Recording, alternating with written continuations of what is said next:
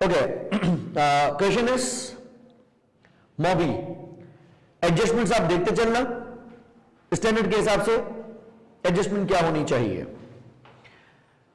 The following trial balance relates to Mobi as a 30 September 2013। Revenue 2,27,800 का revenue, cost of sale, construction contract, distribution cost, admin expenses, bank interest, lease rental paid on 30 September 2013, land and building, land 12 million की, building 48 million की, owned plant and equipment, leased plant at initial carrying amount, accumulated depreciation at 1 October 2012, building की depreciation, owned plant and equipment की depreciation and leased plant की depreciation. Inventory at 30 September 2013, trade receivables bank credit पे है यानी overdrawn है, insurance premium बना हुआ है 150 का, डेफर्ड टैक्स क्रेडिट पे है यानी लायबिलिटी है, फाइनेंस लीज ऑब्लिगेशन 1 अक्टूबर 2012 यानी अमोटाइज नहीं है, trade payables current tax credit side पे है, करंट टैक्स किसका नतीजा होता है, पिछले साल की अंडर या ओवर प्रोविजन का नतीजा होगा। Equity shares of 20 cents each, so you can calculate the number of shares of course, loan notes and retain earnings at 1 October 2012। सवाल पास्ट पेपर्स का है, मुमकिन तौर पे कुछ एडजस्टमेंट्स पुरानी हो और जो इसका आंसर होगा उसमें पुराने तरीके से यानी ओल्ड स्टैंडर्ड के हिसाब से सॉल्व होंगी। प्रोबेबिलिटी तो कंस्ट्रक्शन कॉन्ट्रैक्ट नजर आया जो पहले IAS 11 में होता था, अब IFRS 16 में है, सही है, 15 में सॉरी। और दूसरा हमें मुझे नजर आया लीज, तो पुराना सवाल है, ये IAS 17 के हिसाब से सॉल्व होगा, लेकिन हम सॉल्व करेंगे इसको एज पर IFRS 16। तो जब किट का आप सवाल उठाएंगे तो वो ऑफ कोर्स अपडेटेड होगा, लेकिन मैं चाह रहा हूं कि मैक्सिमम एडजस्टमेंट्स वाला हो। The following notes are relevant. The balance of the construction contract is made up of the following items. Cost incurred to date, अब तक हम खर्चा कर चुके हैं 14 million, value of contract billed, work certified है 10। अच्छा, और ऊपर कंस्ट्रक्शन कॉन्ट्रैक्ट की वैल्यू कितनी दिखाई हुई है, 4,000, जिसमें से खर्चा हम कर चुके हैं डेबिट 14 मिलियन से, और क्रेडिट हम कर चुके होंगे 10 मिलियन से रेवेन्यू, और 4 मिलियन हमारा डेबिट साइड पे बच रहा है, वो रिसीवेबल टाइप शो कर दिया है, जबकि हम ऐसा नहीं कर सकते। हमें पूरे कॉन्ट्रैक्ट का प्रॉफिट या लॉस निकालना है, स्टेज ऑफ कंप्लीशन निकालनी है, जितना रेवेन्यू या खर्चा पिछले सालों में जा चुका है उसको माइनस करना पड़ेगा, इस साल का रेवेन्यू और खर्चा डिसाइड करना पड़ेगा, रिसीवेबल देखना पड़ेगा, या कॉन्ट्रैक्ट एसेट और लायबिलिटी देखनी पड़ेगी। The contract commenced on 1 October 2012, कितने साल पुरानी बात है, इसी साल की शुरुआत है, यानी पिछले साल में कोई रेवेन्यू गया नहीं होगा, जो भी रेवेन्यू होगा इस साल जाएगा। And is for fixed price of $25 million। The costs to complete the contract at 30 September 2013 are estimated at $6 million. Mobby's policy is to accrue profits on construction contracts based on stage of completion given by the work certified as percentage of contract price. Clear हो गया? चलें।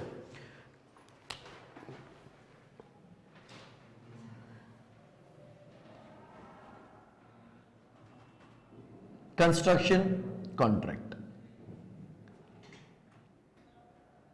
सबसे पहले हम क्या रखेंगे, calculate करेंगे contract profit और लॉस। सेल बाय सेल करना चाहो आपकी मर्जी, डायरेक्टली करना चाहे तो भी कर सकते हैं। फिक्स प्राइस कितनी है, 25 million, minus cost incurred to date 14 million, minus further cost of completing 6 million.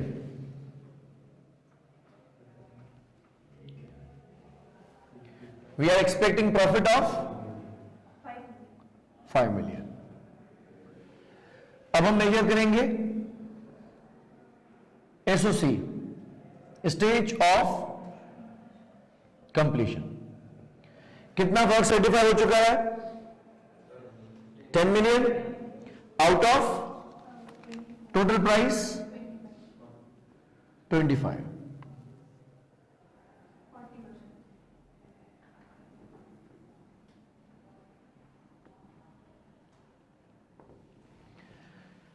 ठीक हो गया। तो इस साल हम रेवेन्यू कितना दिखाएंगे?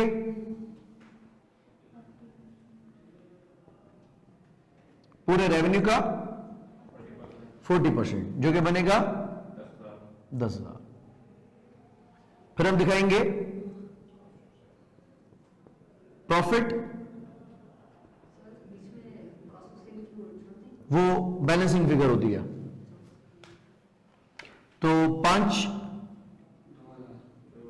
का 40% 2,000 और बाकी आ जाएगा कॉन्ट्रैक्ट कॉस्ट या कॉस्ट ऑफ सेल, बैलेंस 8,000।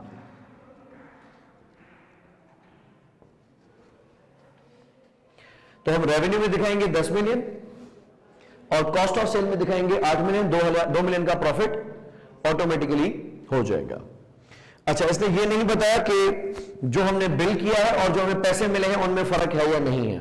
अगर जो बिल किया है और पैसे मिले में फर्क नहीं है तो हम मानेंगे कोई भी रिसीवेबल नहीं है। और आखिर में हम क्या कैलकुलेट करते हैं? कॉन्ट्रैक्ट एसेट और लायबिलिटी।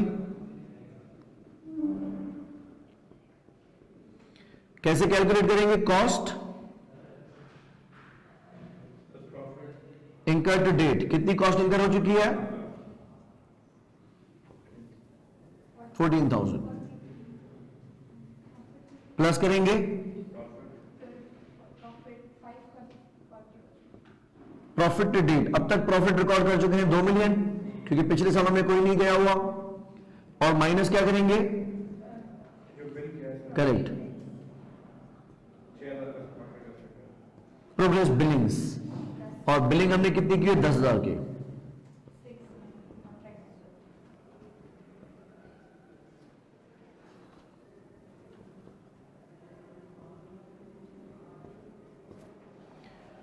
$6,000 का contract asset.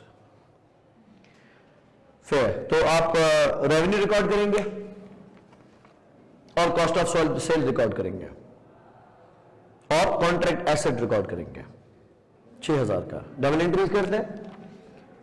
Debit contract asset कितने से? 6,000 से। अच्छा, ये भी मैंने आपको कहा था कि प्रैक्टिस में रखें, वैसे आपकी मर्जी है कि एक्सेल के ऊपर डेबिट क्रेडिट को लेफ्ट राइट करने की जरूरत नहीं है। भले आप एक ही अलाइनमेंट में लेके आए, सिर्फ डीआर एंड सीआर से पता चल जाएगा ताकि सेल में फिर छेड़छाड़ ना हो। तो बेशक आप उसको जब अमाउंट लिखते हैं वो स्ट्रेट अमाउंट और उसमें होना चाहिए, मसला नहीं है कोई भी। डेबिट करेंगे cost of sale. Cost of sale हम कितनी दिखाने वाले हैं? 8,000। क्रेडिट करेंगे रेवेन्यू कितना?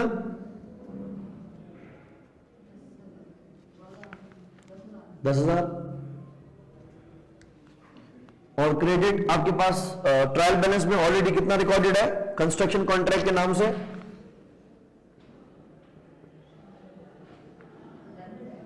डेबिट पे है ना, खत्म कर देंगे इसको। हो गया एंट्री बैलेंस। क्योंकि कंस्ट्रक्शन कॉन्ट्रैक्ट की नेचर समझ में नहीं आ रही, क्या रखा हुआ है, खर्चा है या एसेट है, लेकिन उसने डेबिट पे रखा हुआ है तो उसको मैंने क्रेडिट करके ट्रायल बैलेंस से तो कंस्ट्रक्शन कॉन्ट्रैक्ट को उड़ा दिया।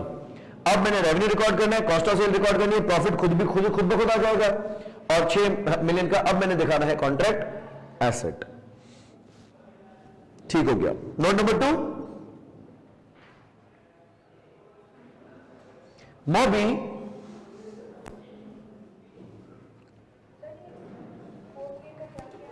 ये मैंने उड़ा दिया, खत्म कर दिया। आपके ट्रायल बैलेंस में रिकॉर्डेड है, देखिए कंस्ट्रक्शन कॉन्ट्रैक्ट के नाम से 4 मिलियन। ये क्या है? 4 मिलियन का एसेट है, एक्सपेंस है, क्या है? तो उसने नोट में बताया कि है पता नहीं क्या, लेकिन 14 मिलियन का खर्चा कर चुके हैं, 10 मिलियन हमें मिल चुके हैं, तो 4 मिलियन का एक्स्ट्रा खर्चा हो चुका है। तो हमने कहा कि ये तो कोई स्टैंडर्ड ही नहीं है कि आप अपने हिसाब से डिफरेंस निकाल के रख रहे हो। तो हमने उसकी जो गलती वाला अमाउंट था उसको खत्म कर दिया और अपना सही वाला अमाउंट उसकी जगह पे डेबिट कर दिया। बस बस बस बस अगर हम ये माने कि ये कॉन्ट्रैक्ट एसेट है तो उसने क्या किया, जो प्रॉफिट है ना 2 मिलियन का, उसका एसेट नहीं बनाया, खर्चे का एसेट तो बना दिया है। यानी देखो उसने कैसे किया है, कॉन्ट्रैक्ट कॉस्ट माइनस बिलिंग, तो 2 मिलियन का प्रॉफिट भी तो प्लस करना है ना, तो आप 2 मिलियन का उसे डेबिट कर लेते, आपका हिसाब किताब ठीक हो जाता। Mobby decided to revalue its land and building for the first time on 1st October 2012। कब कर रहा है रिवैल्यू, आखिर में कि शुरुआत में? शुरुआत में रिवैल्यू कर रहा है।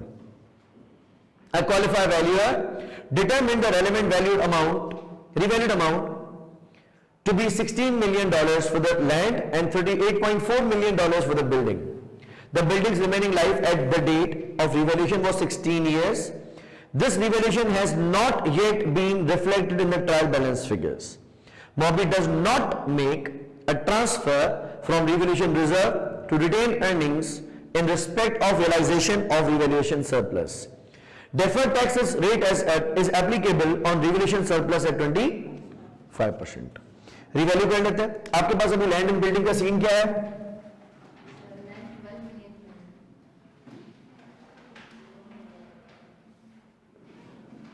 रिकॉर्डेड कितने पे? 12 मिलियन पे।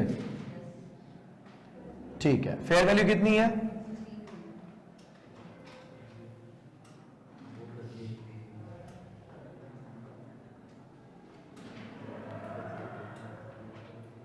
तो लैंड पे में गेन कितना हुआ है? 4 मिलियन। सही। And what is seen of building? Building की कॉस्ट थी 48 माइनस 10, सही है ना, यानी 38 पे था ना ये रिकॉर्ड, और फेयर वैल्यू आ गई 38.4 पे, तो 400 का गेन इसको हो गया। 50,000 की प्रॉपर्टी कितना हो गया? 64,400, सॉरी 54,000।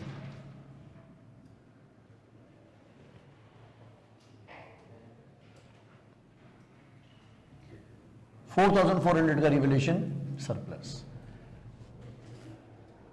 डबल एंट्री का सिस्टम में याद है, सबसे पहले अक्यूमुलेटेड डेप्रिसिएशन को चलता करेंगे, debit accumulated depreciation 10,000,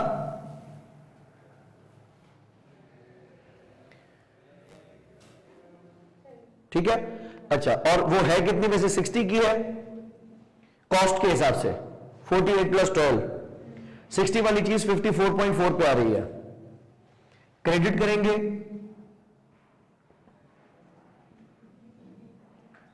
property account को 5,600 से, सही है, that is the difference between cost and fair value. And credit करेंगे OCI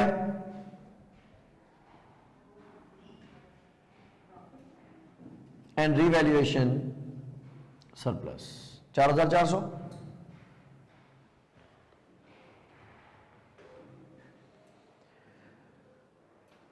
यस, कंफ्यूजन है शिवानी को? अक्यूमुलेटेड, हाँ क्रेडिट हो गया, क्योंकि उसकी कॉस्ट कितनी है? 60,000 लैंड एंड बिल्डिंग की,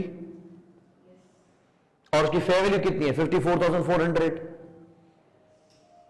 of course in the end it's not the difference between cost and fair value, it's the difference between carrying value and fair value, लेकिन हमें उसके कॉस्ट अकाउंट को फेयर वैल्यू पे adjust करना होता है ना, तो वो रिकॉर्डेड है 60 पे, आपको लाना है 54.4 पे,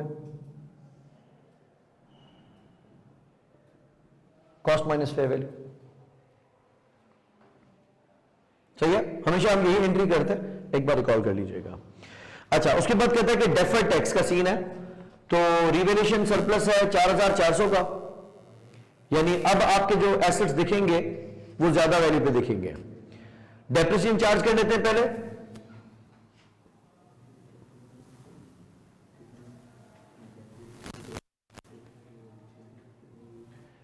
बिल्डिंग की लाइफ कितनी है? 16 साल नहीं, हाँ ओके, बिल्डिंग की वैल्यू है 38.4, एंड लाइफ है 16 साल, तो डेबिट करेंगे depreciation expense by how much amount 2400।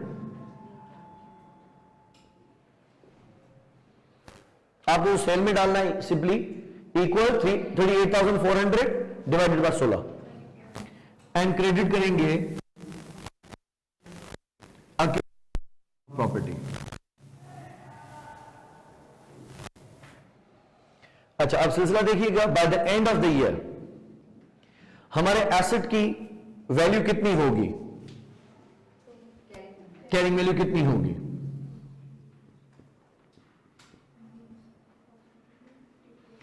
54,400 minus 2,400 की डेप्रिसिएशन, बाकी कितने में देखिएगा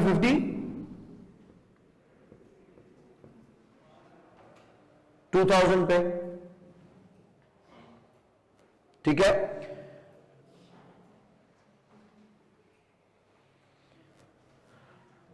अब सिलसिला क्या होता है कि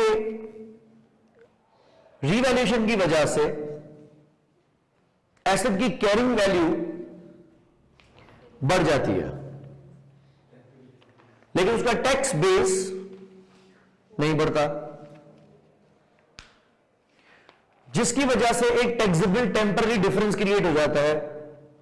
लेकिन जहां वो डिफरेंस खुद जाएगा वहां उसका डेफर्ड टैक्स जाएगा। यानी अगर हम देखेंगे रिवैल्यूएशन सरप्लस की वजह से डिफरेंस कितना आया 4,400 का, ये 4,400 खुद कहां गए होंगे रिवैल्यूएशन सरप्लस ओसीआई में, और टैक्स रेट कितना है 25%, 1100। ये 1100 क्या कहलाएंगे डेफर्ड टैक्स लायबिलिटी। तो क्रेडिट होंगे डेफर्ड टैक्स लायबिलिटी के अंदर, लेकिन डेबिट प्रॉफिट लॉस के अंदर नहीं होंगे, डेबिट होंगे ओसीआई में, क्योंकि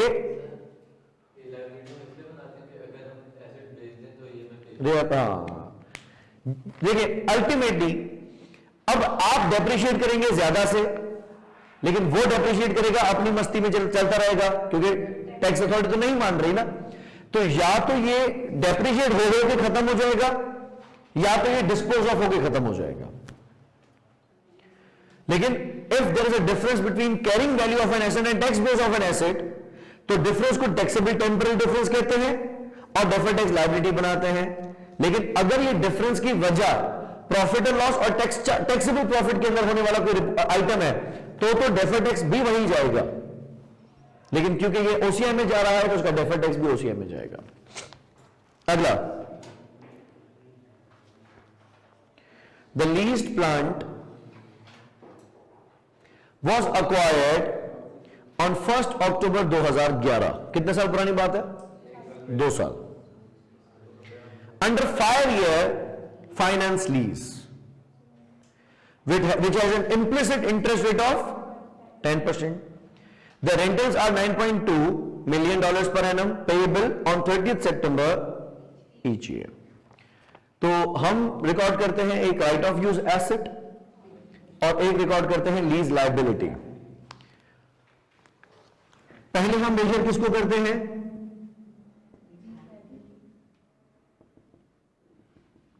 लीज लायबिलिटी। कितना अमाउंट आपने देना है हर साल?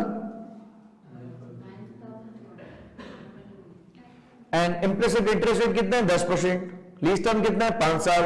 एन्युटी फैक्टर क्या लगेगा?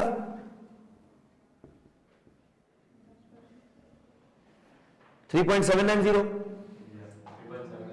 791। ओके, तो 9,200 मल्टीप्लाई बाय 3.791,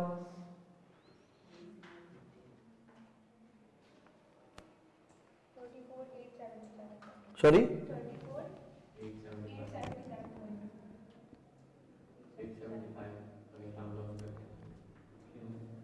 चलो अगर हम देखें तो उसने उसको ऑलरेडी 35,000 में रिकॉर्ड किया हुआ है। अगर you can see the trial balance,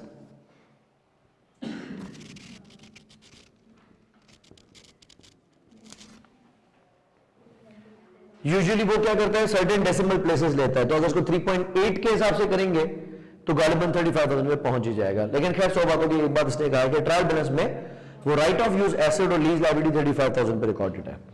अब राइट ऑफ यूज एसेट को क्या करना है, डेप्रिशिएट। कितने सालों के ऊपर, 5 साल के ऊपर। 35,000 को अगर 5 साल से डिवाइड करेंगे तो हर साल 7,000 रुपए आएंगे। और अब तक क्योंकि 2 साल गुजर चुके हैं तो 1 साल की डेप्रिसिएशन गालिबन वो चार्ज कर चुका होगा, दूसरे साल की आपको करनी है। देखिएगा लीज प्लान की एक्यूमुलेटेड डेप्रिसिएशन कितनी है, 7,000, यानी वो 1 साल की चार्ज कर चुका है, बाकी दूसरे साल की हमने करनी है। और लीज लायबिलिटी को देखते हैं। लीज लायबिलिटी का ड्रॉडाउन बैलेंस 35,000। इस पर हम लगाएंगे इंटरेस्ट जो कि वो लगा चुका है ऑलरेडी। जी मैं लीज के हिसाब से शुरू कर रहा हूं। हम इस पे पहुंच जाएंगे 1 साल के अंदर अंदर। आप वहां से शुरू करो, कोई मसला नहीं है। मैं सिर्फ वेरीफाई कर रहा हूं कि उसने सही किया है या नहीं किया। माइनस करेंगे इसमें से क्या, coupon, sorry not coupon, instalment.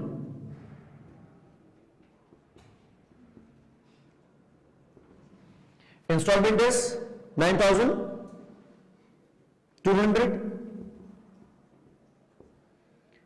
CD balance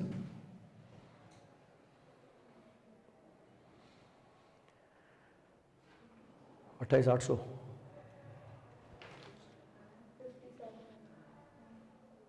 नहीं 29,300। इन दोनों को प्लस करो, उसको माइनस करो ना।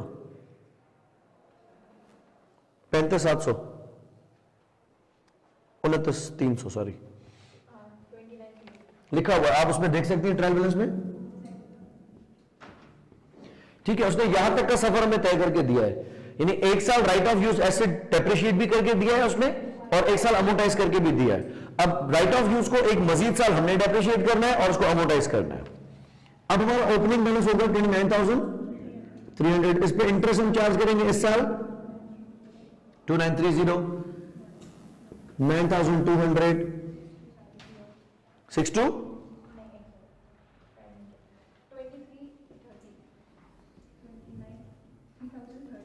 030। चलो अच्छा, मैं अगले साल की सीआरपी मुझे चाहिए होगी ताकि मैं इसको करंट और नॉन करंट में तोड़ सकूं।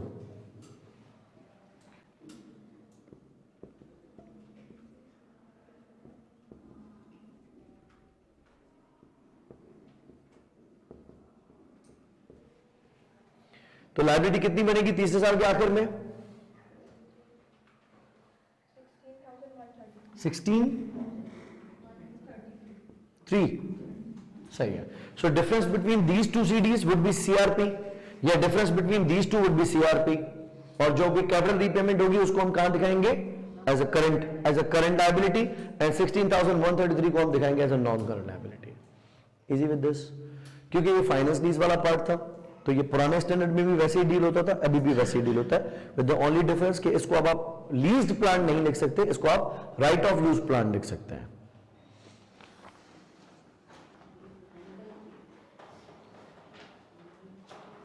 अच्छा कंटिन्यू करते हैं।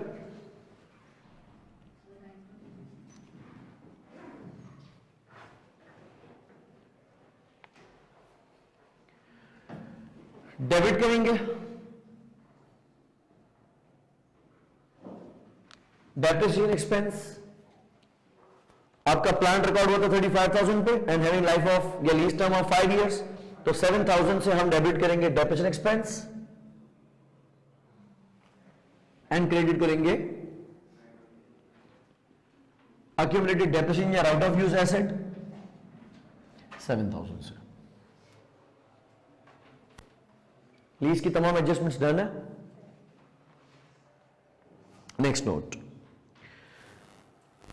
owned plant and equipment is depreciated at 12.5% per annum using RBM। तो पहले उसका नेटबुक वैल्यू निकालते हैं।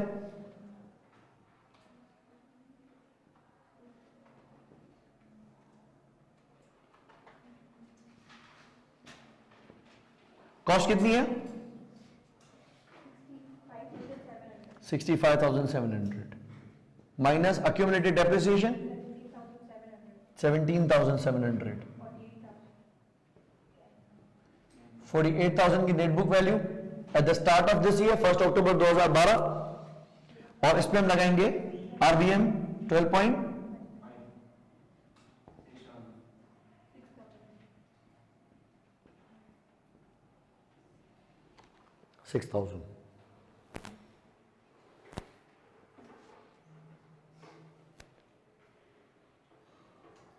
ओके, इसकी एंट्री पास करेंगे डेबिट,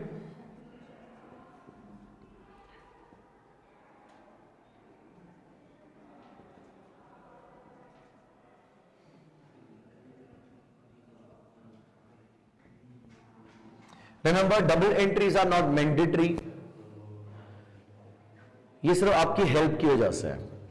अगर किसी एंट्रीज के हवाले से आप इतने शॉर्ट हो जाते हैं कि आपके दिमाग में बैठ जाती है कि इसकी डबल एंट्री क्या है, टाइम बचाओ, भले उसको पास ना करो, लेकिन इंश्योर कि जब आप आखिर में समराइज करो तो उस वक्त पे वो एंट्री मिस नहीं होनी चाहिए।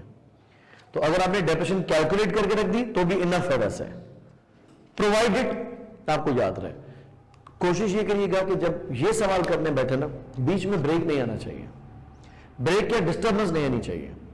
अगर आप सवाल करने बैठोगे ना तो डेटा आपके दिमाग में किसी किसी कोने में बैठता जाएगा। तो आप जब क्वेश्चन को आखिर में पलटना शुरू करेंगे और स्टेटमेंट्स बनाना शुरू करेंगे तो नेचुरली आपका दिमाग कोई ना कोई चीज रिकॉल करेगा कि इसका एसेट में कुछ अमाउंट था, इन्वेंटरी में एक इंपैक्ट था, रिसीवर्स में इंपैक्ट था, लीज में एक इंपैक्ट था, याद आएगा। लेकिन बीच में अगर आपने नोटिफिकेशन चेक करने का भी गैप ले लिया ना, सही है, या स्टोरी बना ली सिर्फ कि भाई बड़ी मेहनत कर रही हूं, देखो पढ़ रही हूं, और घुमा घुमा के किताबें दिखा दी, सही है। वैसे मैं किसी पता नहीं स्टोरी ऐसी बना दी, आप इस तरफ देख रहे हो। कैट्स कॉमन वो दिखाते हैं क्या, बूमरैंग टाइप कुछ बनाते हैं। अगर ऐसा कुछ करते तो वो कंप्लीट करने के बाद दिखाइएगा कि बैलेंस हो गई। लेकिन टू बी ऑनेस्ट क्या होता है कि इसमें बीच में अगर कहीं भी किसी वजह से गैप आएगा ना तो आपका ध्यान आउट हो गया, वापस आएंगे तो आपको लगेगा कि मैं बिल्कुल ट्रैक पे हूं, लेकिन you will not be on track. It's very similar to कि ड्राइव करते वक्त आप मैसेज चेक करते हो, आपको लगता है, या फोन पे बात करो तो बहुत सारे लोग उनको लगता है मैं बड़ा एक्टिव हूं, मैं दोनों जगह काम कर सकता हूं, लेकिन पीछे वाले को पता है बड़ा ध्यान से चला रहे हो, हॉर्न हर साइड, क्योंकि आपकी स्पीड स्लो जरूर होती है। अगर आपका ध्यान कॉल पर है तो आप ड्राइव प्रॉपर नहीं कर पाते। ये सेम गोज है, इसको थोड़ा भी बीच में गैप दोगे ना, बाद में आपको एक डिमोटिवेशन सी होगी कि मुझसे बैलेंस क्यों नहीं रहा, तो कोई ना कोई मसला क्यों आ रहा है। तो बेहतर है कि कंसोलिडेशन की तरह इस सवाल को भी कंसिस्टेंटली करें, बाद में क्वेश्चन करने के बाद थोड़ा रिलीफ ले लीजिएगा। No depreciation has yet been charged on any non current asset for the year ended 30 September 2013, all depreciation is charge to cost of sale. अगला नोट, इसको थोड़ा समझने की कोशिश करिएगा। ये मुझे याद है जिस टाइम पे स्टूडेंट्स ने दिया था तो इस पे उलझ गए थे। On 1 October 2012 MoBI received a renewal quote of $400,000 from the company's property insurer. What is this? Quote मतलब इनवॉइस, ठीक है, हाँ, या एक कोटेशन दी है कि अगर आप हमसे इंश्योरेंस करवाना चाहते हैं प्रॉपर्टी तो आपका जो प्रीमियम होगा वो 4 लाख रुपए का होगा। The directors were surprised at how much it had increased and believed it would be less expensive for the company to self-insure. और डायरेक्टर्स ने पाकिस्तानी रिएक्शन दिया, ये बड़ी महंगाई हो गई है इतना महंगा हो गया, तो उन्होंने कहा ये सरप्राइज है, 4 लाख रुपए का हो गया। अब डायरेक्टर्स कह रहे हैं कि हम सेल्फ इंश्योर कर लेते हैं। सेल्फ इंश्योर का मकसद क्या होता है? रिस्क लेना। सेल्फ इंश्योर का मकसद रिस्क लेना कि भाई अगर मैं अपनी गाड़ी इंश्योरेंस करवाता हूं और इंश्योरेंस कंपनी कहती है पाकिस्तान में डकैतियां वारदातें बढ़ गई, अब हम 4% प्रीमियम लेंगे, और मैं कहता हूं 50 लाख रुपए का 4%, 2 लाख रुपए एक साल का प्रीमियम दूंगा, है तो सेल्फ इंश्योर कर लेता हूं, मतलब अल्लाह मालिक है, अगर कुछ हुआ तो मैं खुद ही खर्चा कर लूंगा, इंश्योरेंस नहीं करवा रहा। तो डायरेक्टर्स ने उस कोट को एक्सेप्ट नहीं किया और सेल्फ इंश्योर कर लिया। करेक्ट? हाँ, मतलब आप जब रिन्यूअल ले ही नहीं रहे हैं, अच्छा, accordingly they charged $400,000 to admin expenses and credited this amount, the same amount, to the insurance provision. भाई मार्केट में रेडी ही चल रहा है. Can they record this provision 4 lakh का? No. और ये प्रॉपर्टी की इंश्योरेंस है. This is some avoidable loss possibly. अगर हम कोई भी ऑब्लिगेशन से रियलिस्टिक ऑल्टरनेटिव रखते हैं बचने का, तो हम उसका प्रोविजन नहीं बनाते. और आपने प्रॉपर्टी के नुकसानात को ओवरकम करने के लिए इंश्योरेंस की बात की थी. अगर आप इंश्योरेंस करवा लेते थे तो आप एक्सपेंस भी डेबिट करते, कैश भी क्रेडिट करते, लेकिन इंश्योरेंस जब करवा ही नहीं रहे तो रिस्क आपके पास है. आप प्रोविजन बुक नहीं कर सकते क्योंकि this is avoidable obligation. During the year, the company incurred $250,000 of expenses relating to previously insured property damage, which it has debited to the provision. 2.5 lakh रुपए का आपने खर्चा किया, ये बात समझ में आती है. तो आपको डेबिट क्या करना चाहिए था? रिपेयरिंग कॉस्ट, एंड क्रेडिट करना चाहिए था कैश. इन्होंने क्या किया? प्रोविजन को डेबिट कर दिया 2.5 लाख से और कैश को क्रेडिट कर दिया 2.5 लाख से. अब आप ट्रायल बैलेंस में देखिए आपका प्रोविजन कितना रखा हुआ है.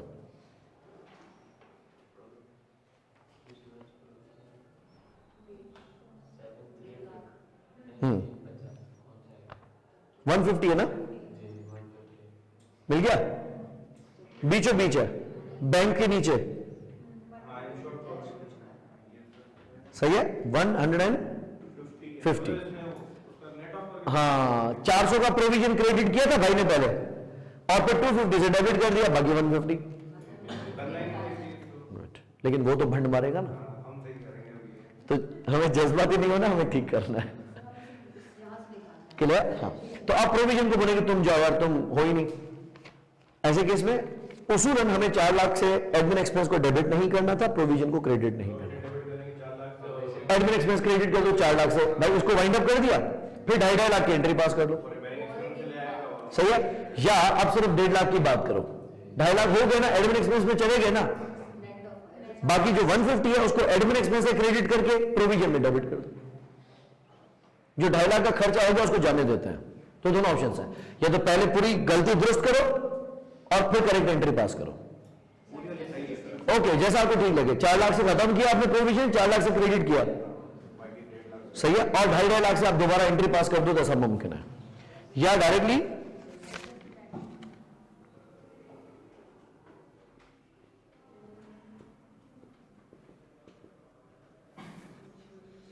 इंश्योरेंस प्रीमियम डेबिट कर देंगे.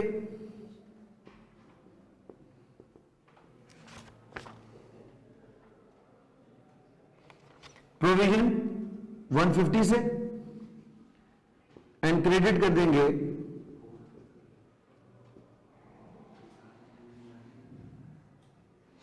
एडमिन एक्सपेंस 150 से. Alright, happy with this. लेकिन ये ट्रीटमेंट थोड़ा अभी तो मैंने क्योंकि रुक रुक के समझाई, लेकिन कुछ स्टूडेंट्स को रीड करने में ट्रबल हुई थी कि करना. अगर ट्रीटमेंट ट्रांजैक्शन समझ में आ जाए तो हम स्टैंडर्ड्स के चैंपियन है. हाँ चलो इंशाल्लाह बोल दो. Note number 4, a provision for income tax for the year ended 30th September 2013 of $3.4 million is required. The balance on current tax represents the under or over provision of tax liability for the year ended 30th September 2012. At 30th September 2013, the tax base of MOBI's net assets was $24 million less than carrying amounts. ज्यादा क्या है carrying amount? Carrying amount ज्यादा है ना, इसने एक grammar घुमा दी. पिछले क्वेश्चन में ग्रामर उल्टी थी, अब ग्रामर थोड़ी चेंज है. सही है. तो कहता है tax base of Mobi's net assets were $24 million less than carrying amount. तो carrying amount is greater, and whenever the carrying amount is greater than tax base, it is taxable difference and deferred tax liability. This does not include the effect of revaluation in note number 2 above. ठीक है. So the income tax rate is 25%. तो या तो आप ये वाला जो 4,400 था ना सरप्लस, वो उसमें प्लस करके फिर डिटेल निकालो, या इसका इंपैक्ट अलग लो, उसका इंपैक्ट अलग लो। डेफर्ड टैक्स लायबिलिटी,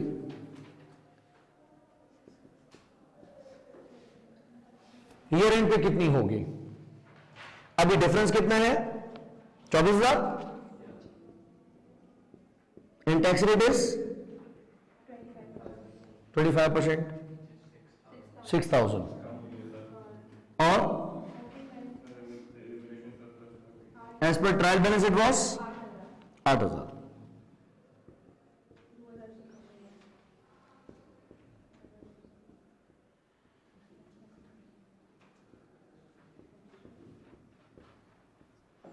$2,000 से कम हुआ है तो हम डेबिट करेंगे डेफर्ड टैक्स डेबिट करेंगे deferred tax liability and credit कर देंगे टैक्स चार्ज। बाकी ये जो वाला है रिवैल्यूएशन वाला, वो मैं वहां भी एंट्री कर चुका हूं, एक बार हम यहां भी दिखा देते हैं।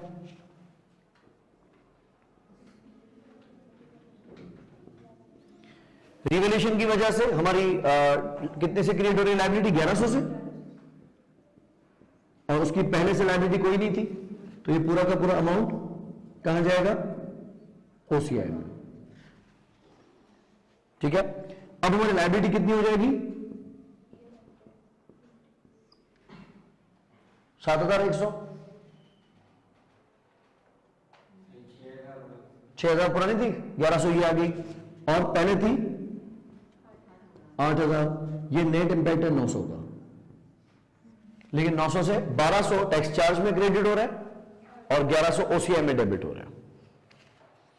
डबल एंट्री बनाना चाहो बना लेते हैं। नेट लायबिलिटी पे इंपैक्ट देखते हैं। हमारी लायबिलिटी अभी 7,100 की है और पहले 8,000 की थी, लायबिलिटी कम हो गई, 8,000 से 7,100 पे आ गई। कितने से डेबिट? डेफर्ड टैक्स लायबिलिटी 900, सही है। और इसका इंपैक्ट हमने रिवैल्यूएशन पे भेजा था 1,100 का ओसीआई में, तो डेबिट करेंगे ओसीआई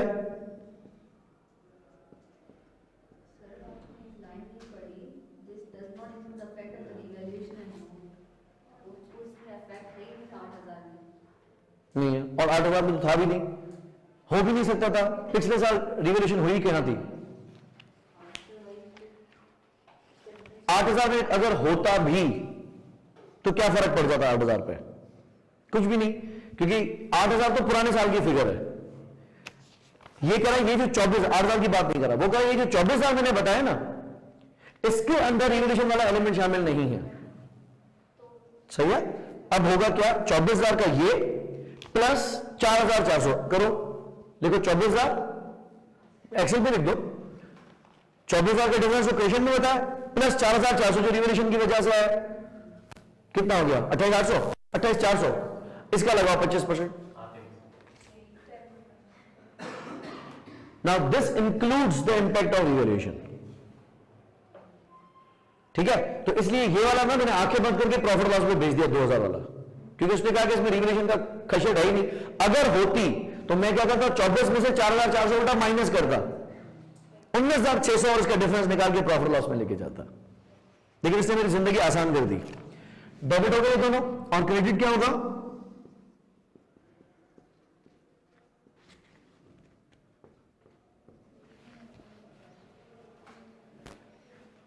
टैक्स चार्ज 2,000 से।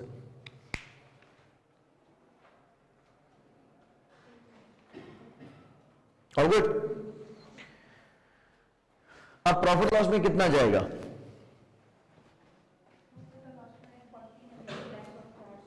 ये देखो बीच वाला पार्ट,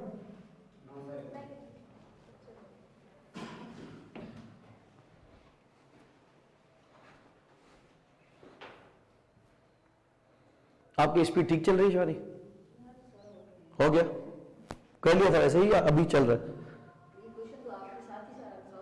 हो रहा है ना, स्पीड सही जा रही है, सही है, गुड। स्पेलिंग क्यों करेक्ट करना भी नहीं, बस अंडरस्टैंडेबल रहना चाहिए।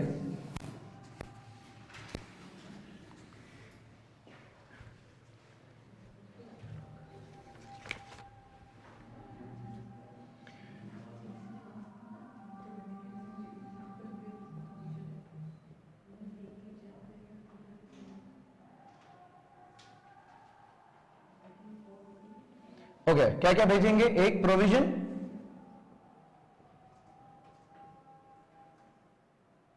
फॉर टैक्स, इसकी डबल एंट्री क्या बनाओगे? Debit tax charge, credit provision for tax. कितना प्रोविजन रिक्वायर किया है? 3.4 का। करंट टैक्स का क्या सीन था? क्रेडिट पे था, डेबिट पे था? ऊपर ट्रायल बैलेंस में देखें, क्रेडिट पे कितना? 1050। तो खत्म करने के लिए उसको डेबिट करके इसको क्रेडिट कर देंगे।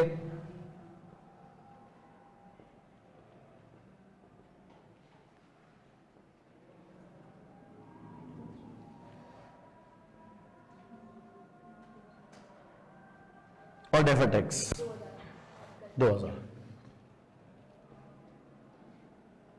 भाई कितना? 350 रह गया।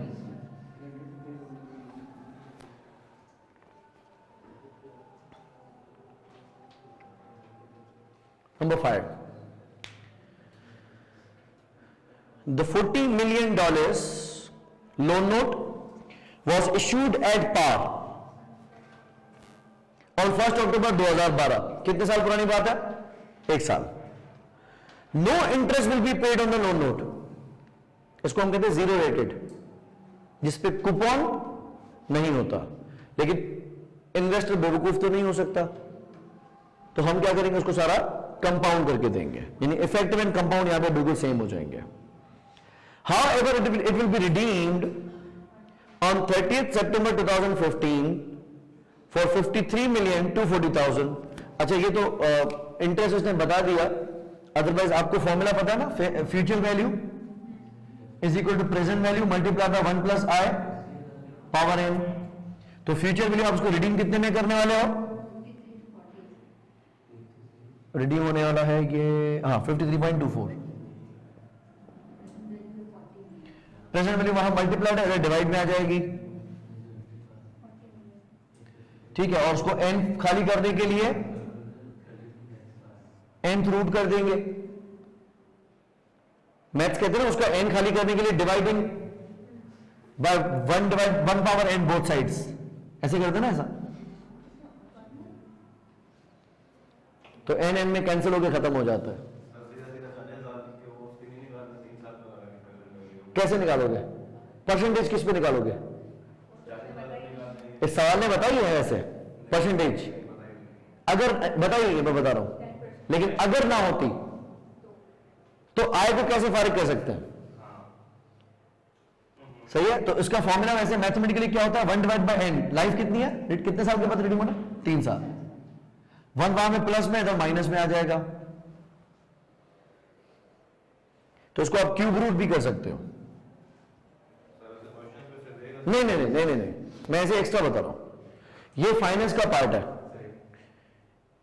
सही है, क्योंकि आपने F2 के अंदर की है चीजें, या फाइनेंस मैनेजमेंट में की होती है, इसलिए मैंने यहां पे कोड कर दिया। अदरवाइज नहीं समझ में तो छोड़ देना, इसका F7 से कोई लेना देना नहीं है।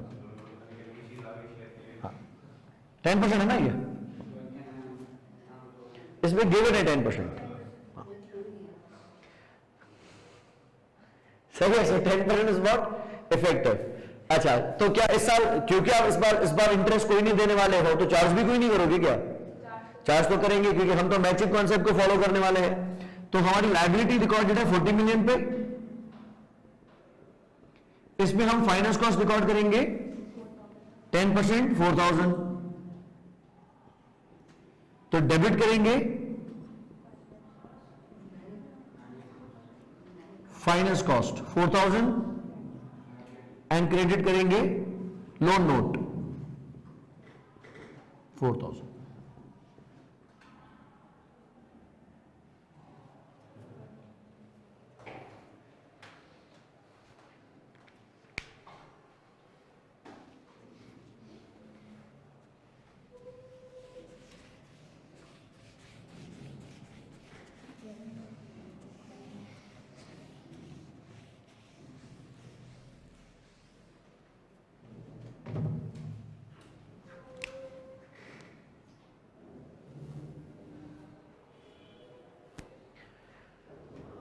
ठीक है, वर्किंग सारी समझ में आ गई।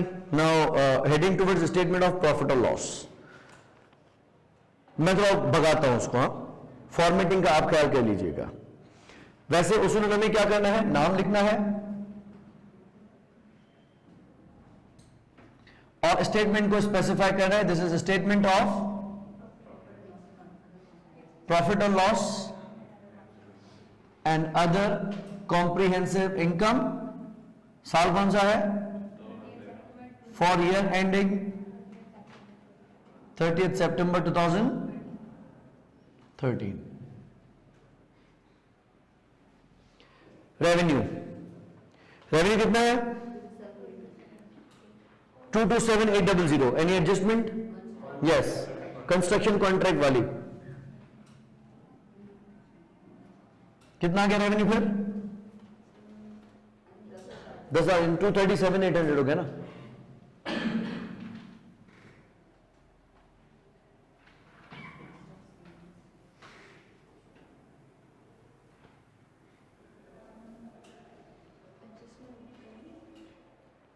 सही है।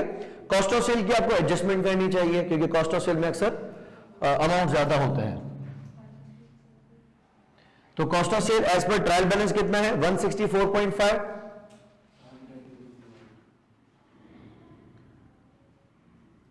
मैं यहीं पे मैनेज करने की कोशिश कर रहा हूं।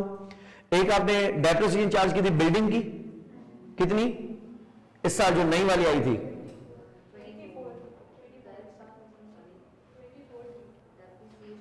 ये ना 36.24 पूरी 2400 यानी 2.4 मेरे हिसाब से, ठीक है 2400 प्लस फिर हमने चार्ज की थी राइट ऑफ यूज एसेट की 7,000 प्लस फिर हमने चार्ज की है प्लांट की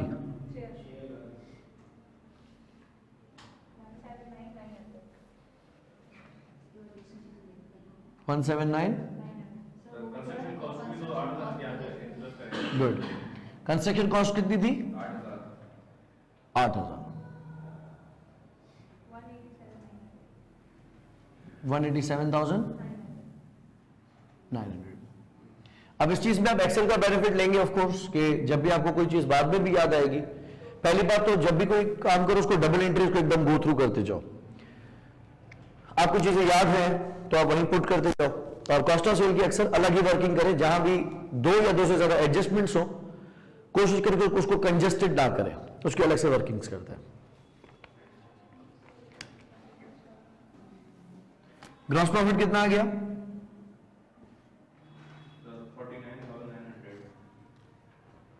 49,900। ठीक है। Next we have got what? Distribution cost.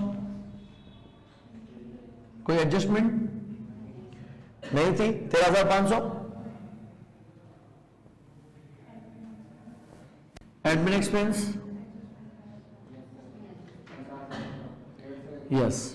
Adjustment ये थी, अभी वैसे गिवन है 16,500 और 150 अपने इसमें से निकाल दिए क्योंकि उन्होंने ओवर चार्ज किया हुआ था सेल्फ इंश्योरेंस का प्रोविजन रिकॉर्ड करके 16,350। गुड। फाइनेंस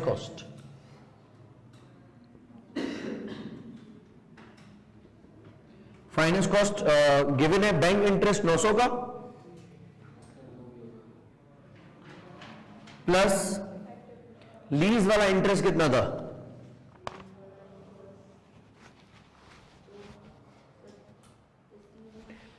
अमोटाइज किया था ना इस साल 2930 2930 2930 और ये वाला सॉरी 4,000 जो अभी कंपाउंड इंटरेस्ट वाला था, जीरो रेटेड वाला।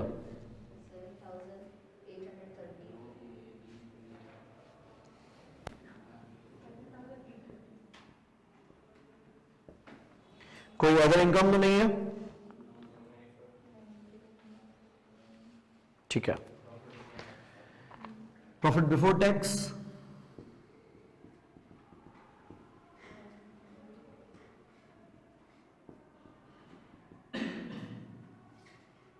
कितना है? Profit before tax 1,200 2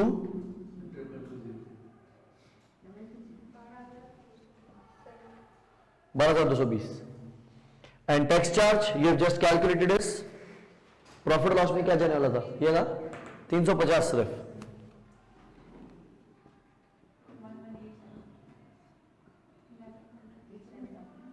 70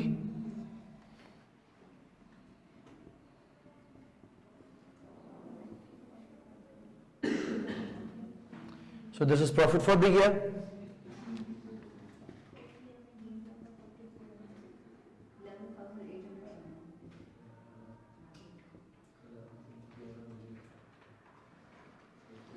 other comprehensive income,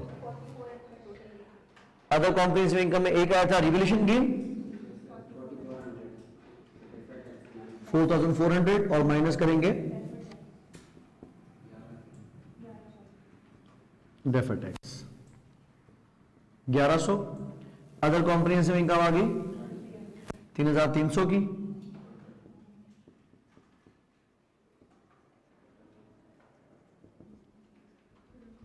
total comprehensive income कितनी है 15,170।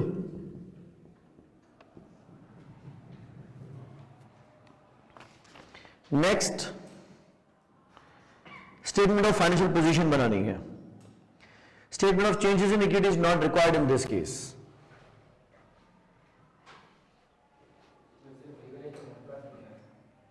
हाँ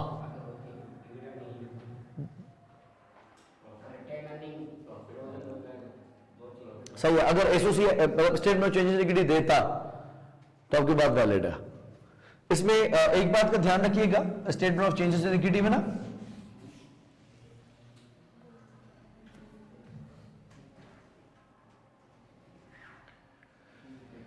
कभी कभी आपको एक रिवर्स वर्किंग करनी पड़ेगी। एक बार सुन ले ताकि किसी क्वेश्चन में आए तो आप फेस कर लें, अदरवाइज मैं आपको बता दूंगा बाद में। आपको वो बताता है कि साल के आखिर में हमारा शेयर कैपिटल 120,000 का है। साल के आखिर में हमारा शेयर कैपिटल $1,20,000 का है एंड $1 ईच है। अगर 50 सेंट्स 25 सेंट्स देता है 20 सेंट्स देता है तो आपको पता है कि हमें नंबर ऑफ शेयर्स कैसे निकालने। आपको बताता है कि during the year a right issue और a bonus issue for of 1 for 5 was made. ठीक है, बोनस इशू या right issue of 1 for every 5 was made. तो आप बताओ कि बोनस में हमने नए शेयर्स कितने इशू किए होंगे? $1 120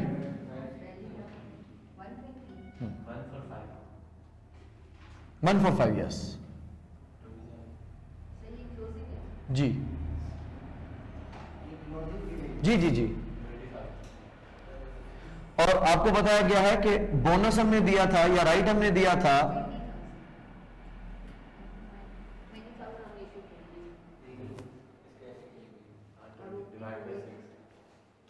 तो आपको रिवर्स पे जाना पड़ेगा।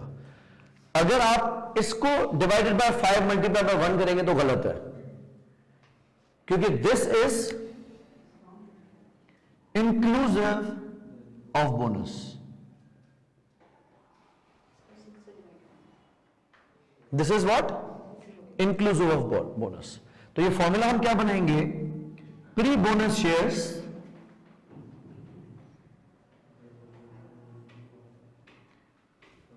जो भी ये, क्योंकि एक 20 है ये पोस्ट बोनस है, तो बोनस से पहले जितने भी थे हमें अभी नहीं पता, इसको हम मल्टीप्लाई करेंगे post bonus divided by pre bonus share से, जो फ्रैक्शन मैंने आपको समझाया था ईपीएस के अंदर। तो ये आ जाएंगे हमारे आफ्टर बोनस शेयर्स या inclusive of bonus shares. Mathematically मुझे पोस्ट बोनस बताए गए हैं। पोस्ट बोनस यानी 1 for 5 में पोस्ट बोनस कितने हो जाएंगे? 6 by 5। अब यहां पे 6/5 है, अगर मैं उस पार लेके जाता हूं तो क्या होगा, 5/6 हो जाएगा, यानी 1 डिवाइडेड बाय 6 डिवाइड बाय 5 हो जाएगा। इसको अगर मैं रखता हूं 5 डिवाइडेड बाय 6 तो मैं रिवर्स आ जाऊंगा और ये आ जाएंगे pre bonus shares 1 lakh. Usually अगर आप स्टेटमेंट ऑफ फाइनेंशियल पोजीशन बनाने वाले हैं या स्टेटमेंट ऑफ प्रॉफिट लॉस बनाने वाले हैं, this has nothing to do, छोड़ दो।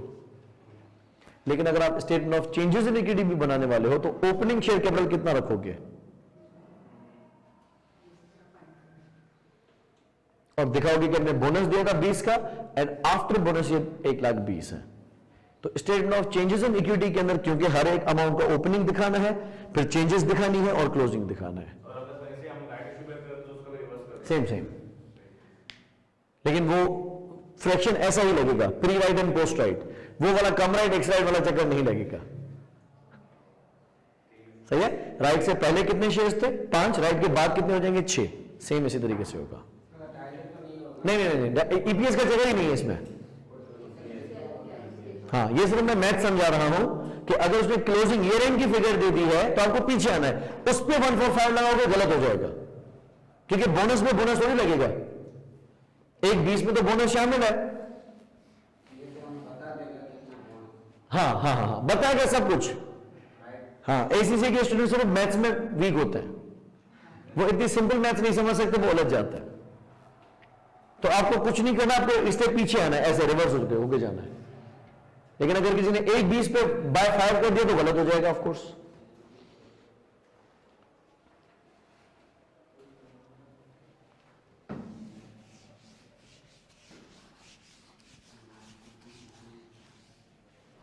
Seven, SOFP।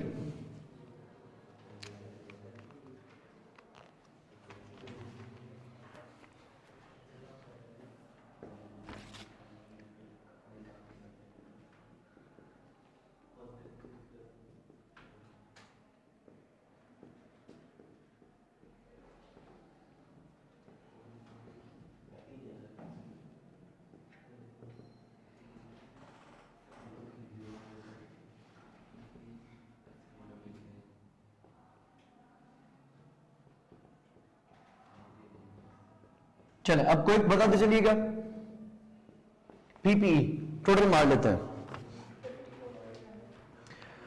You have got land and building, अब उसकी वैल्यू कितनी है 54,400 फेयर वैल्यू, हाँ 60 वाला नहीं लेंगे, plus 65,700 plus 35,000 right of use asset minus building की रिवाइज डेप्रिसिएशन कितनी थी 2400, माइनस करें 2400, ये 10,000 तो उड़ गए, माइनस 17,700 ये ऑन प्लान के और 7,000 ये वाले, माइनस 17,700 माइनस 7,000। हाँ, आप अपने पास वर्किंग करिएगा, मैं भगा रहा हूं, वैसे आपने उसकी वर्किंग दिखानी है पूरी, या आपके पास वैसे वर्किंग्स मौजूद हैं, हर एक की आपने अलग अलग अगर कैटेगरी निकाली हुई है तो। अच्छा, उसके बाद इट्स माइनस 7,000 एंड माइनस 7,000। हाँ नहीं, उसकी राइट ऑफ यूज की 7 थी और ऑन प्लान की 6,000 थी। ठीक है, मैं क्विकली लिख रहा हूं, देखिएगा ब्रैकेट्स में। लैंड एंड बिल्डिंग कितनी है 54,400 plus on plant 65,700 plus right of use 35,000। ये हो गई इन सबकी कॉस्ट। हाँ, ये सिर्फ कॉस्ट है, माइनस अक्यूमुलेटेड डेप्रिसिएशन। बिल्डिंग की कितनी है 2400, 10,000 को हमने वैसे उड़ा दिया था रिवैल्यूएशन की वजह से, प्लस ऑन प्लान की कितनी है 6,000 जो 12.5% लगाई थी आपने नेट बुक वैल्यू पे, और 7,000 राइट ऑफ यूज एसेट की, और पिछले साल की ऑलरेडी कितनी कैरी फॉरवर्ड हो गई है 17,700 और 7,000 ट्रिपल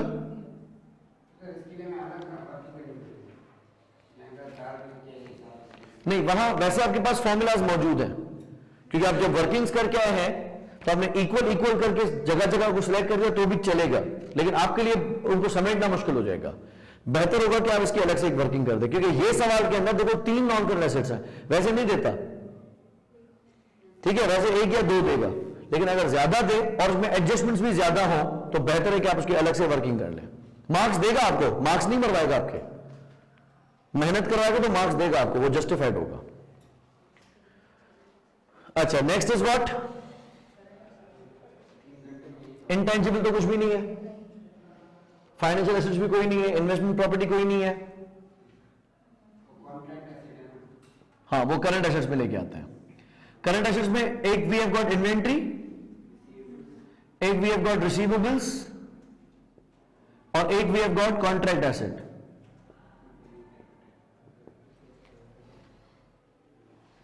इन्वेंट्री कितनी है? 26,600 without adjustment. Receivable 38,500 no adjustment. और कॉन्ट्रैक्ट एसेट कितना रिकॉर्ड किया था? 6,000। 6,000 तीनों को प्लस करें,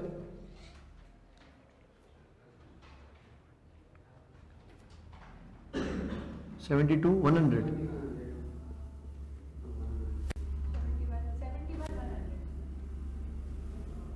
ठीक है, दोनों को प्लस करें, नहीं करें छोड़ो। शेयर कैपिटल में कोई एडजस्टमेंट नहीं थी, 20 सेंट्स वाले थे, 20 सेंट्स का करने का कोई मकसद तो नहीं था। 45,000।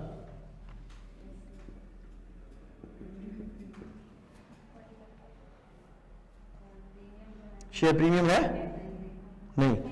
रिटेनिंग्स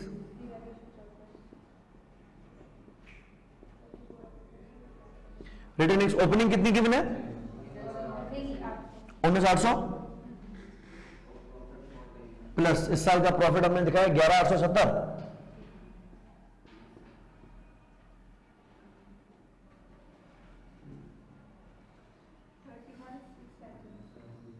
$670 और रिवैल्यूएशन 33। कितनी होगी equity?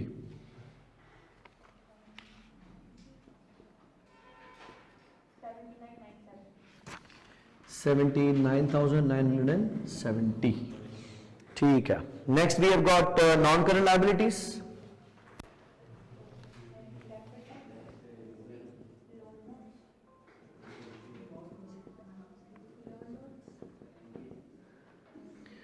Loan notes, deferred tax liability,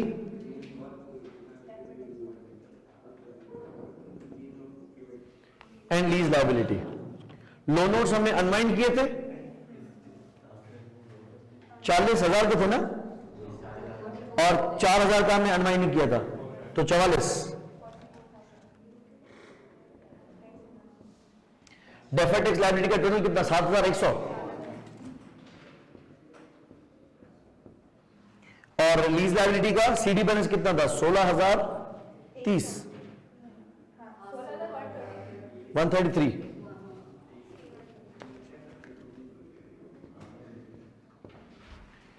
ठीक है, करंट लायबिलिटीज।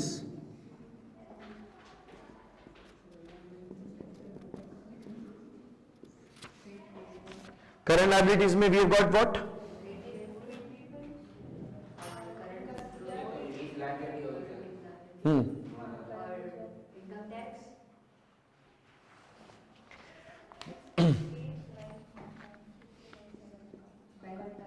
टैक्स प्रोविजन,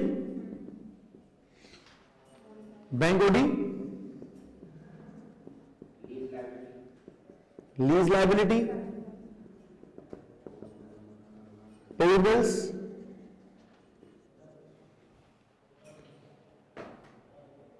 ठीक है। टैक्स प्रोविजन कितना बनाया था हमने? कितना? 3.4 मिलियन का प्रोविजन, बैंक ओडी कितना है? 7,300 सॉरी, लीज लायबिलिटी का पेबल्स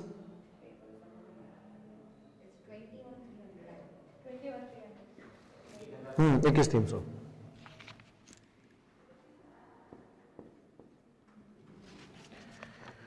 ठीक हो गया। कंस्ट्रक्शन कॉन्ट्रैक्ट का लायबिलिटी से कोई लेना देना नहीं था। नॉन करंट एसेट्स का आर्ग्यूमेंट ऑपरेशन आ गया। रिन्यूअल कोर्ट का प्रोविजन हमने उड़ा दिया। किसका हो गया ना, ऑटो हो गया ना। हमने रेवेन्यू में 10 डाले, कॉस्ट में 8 डाले। प्रॉफिट क्योंकि डिविडेंड्स हमने अभी माइनस किए नहीं है, का टोटल है 897 प्लस करें सबको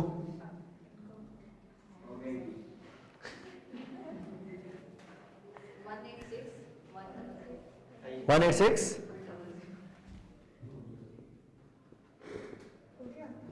लगा दो डबल लाइन बिस्मिल्लाह वर्गे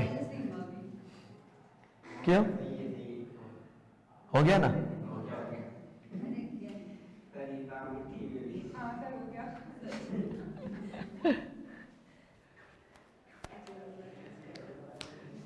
ठीक है, चलो इसके फर्दर क्वेश्चंस आप खींचना आप प्रैक्टिस किट से। ठीक है, अगर जरूरत महसूस पड़ती है तो हम इसके मजीद क्वेश्चंस करें या कुछ आप क्वेश्चंस उठाओ। जो करते जाओ वो मुझे मैसेज करते जाना, ताकि अगर मैं क्लास में प्रैक्टिस के लिए लाऊं तो क्वेश्चन रिपीट ना हो जाए, क्योंकि किसी भी स्टूडेंट का किया होगा तो वो फुजूल में बोर होता रहेगा। चले, ये भी ठीक है। See you next class then, thank you. बोलो बोलो बोलो बोलो। ये सर आपने क्रेडिट प्रॉपर्टी की 5,600 से ये रिवैल्यूएशन सर ये किस चीज के लिए आपने की? हम जब भी रिवैल्यूएशन करते हैं ना, तो रूल नंबर 1 क्या होता है? रूल नंबर 2 जो बैलेंस शीट में वो हम प्रॉपर्टी को देंगे। Difference between cost and fair value.